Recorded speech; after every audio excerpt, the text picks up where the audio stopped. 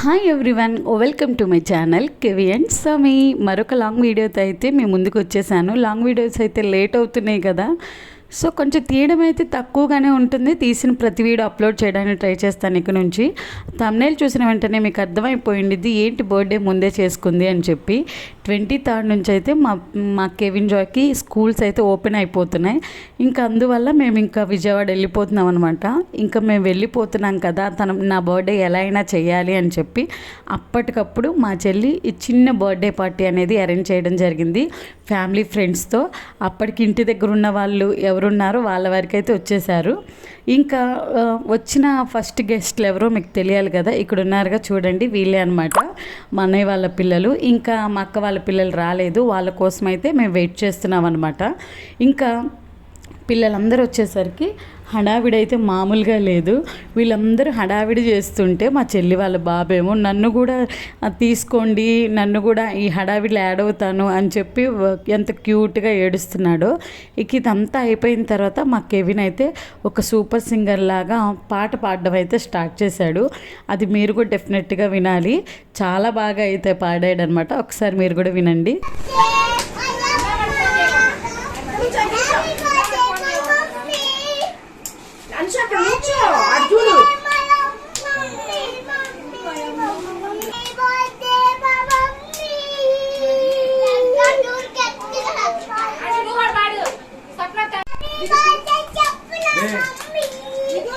పద్ధతి కదా మీ అమ్మాయి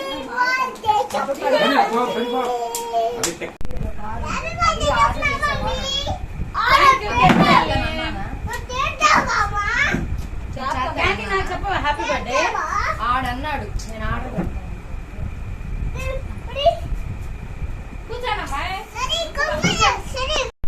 చూశారు కదా మా కెవిన్ ఎంత క్యూట్గా సాంగ్ పాడాడో. వాడికి వచ్చినట్లే ఏదో, కానీ నాకు చాలా హ్యాపీ అనిపించింది. ఎవరి బర్త్డేస్కైనా వెళ్ళినప్పుడు అందరు పిల్లలందరూ పాడుతుంటే అవి విని తను పాడడం స్టార్ట్ చేశాడనమాట.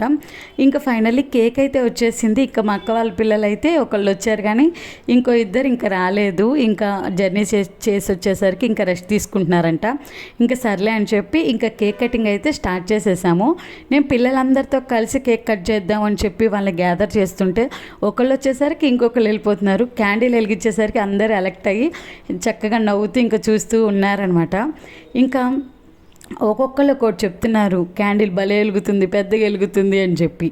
ఇంకా కేక్ కట్ చేద్దాం రండి అంటే మళ్ళీ వెళ్ళిపోతున్నారనమాట. వీళ్ళందరినీ ఒక చోట ఉంచడమే ఒక పెద్ద టాస్క్ అయిపోయింది ఆ రోజు మా అందరికైతే. ఇంకా ఫైనల్లీ పిల్లలతో కలిసి కేక్ అయితే కట్ చేశాను. ఇంకా కేక్ కట్ చేసిన వెంటనే ఇంకా వీళ్ళు నాకు తినిపించారు, నేను మా అమ్మకి తినిపించాను. ఇంకా అలాగే అందరం ఇంకా కేక్ తీసుకొని ఇంకా ఫైనల్లీ బర్త్డే పార్టీ అలా ఎండ్ చేసామన్నమాట. నేను 9th క్లాస్ వరకు అయితే చాలా ఇంట్రెస్ట్గా చేసుకునేదాన్ని బర్త్డే అంటే. ఇంకా 10th ఎప్పుడు వచ్చాను నాకు ఒక భయం అనేది స్టార్ట్ అయ్యింది.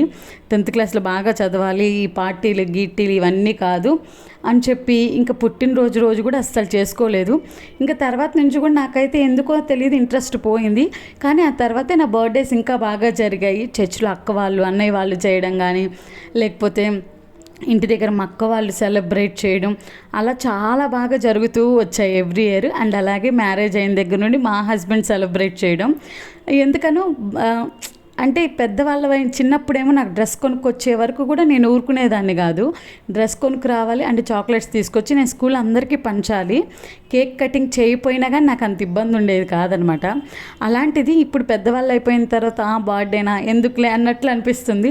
బట్ ఇలా సెలబ్రేట్ చేసుకున్నప్పుడేమో మనసులో ఏదో ఒక తెలియని హ్యాపీనెస్ ఉంటుంది కదా. దట్టు ఇక ఫ్యామిలీ మెంబర్స్ అందరం కలిసి ఉండి చేసుకుంటుంటే ఏదో నా బర్త్డే ఆ రోజే అన్నట్లు అనిపించింది నాకైతే. ఇక అందరూ హ్యాపీ బర్త్డే అని చెప్తుంటే ఇంకా మా హస్బెండ్కి కాల్ చేసి చెప్పాను అనమాట, నాది బర్త్డే పార్టీ ఇలా చేశారంటే. అమ్మాయ అట్లయితే అయిపోయిందా బర్త్డే పార్టీ అని చెప్పి అన్నారు, జస్ట్ జోక్ అనమాట. ఇంకలా మా చెల్లైతే నా బర్త్డే పార్టీని ఇంత గ్రాండ్గా చేసింది. సో చాలా బాగా జరిగింది. నేను కూడా చాలా హ్యాపీగా ఫీల్ అయ్యాను. మన వాళ్ళే కదా ఎప్పుడైనా మనతో ఉండేది అలా అనమాట.